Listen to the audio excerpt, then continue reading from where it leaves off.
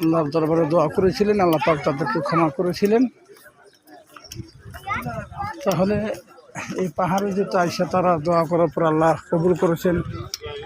আমরা যদি আল্লাহর দরবারে দোয়া করি, আমরা তো অনেক অপরাধ করেছি, অনেক পাপ করেছি। আল্লাহর দরবারে যদি দোয়া করি, আল্লাহ যদি চান তাহলে কবুল করবেন।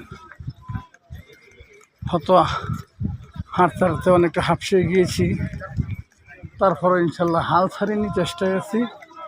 ওই পাহাড়ে ওঠার জন্য চেষ্টা করব। পাহাড়টা অনেক উঁচু, পাহাড়ের উপরে আপ বাড়ি খাচ্ছেন।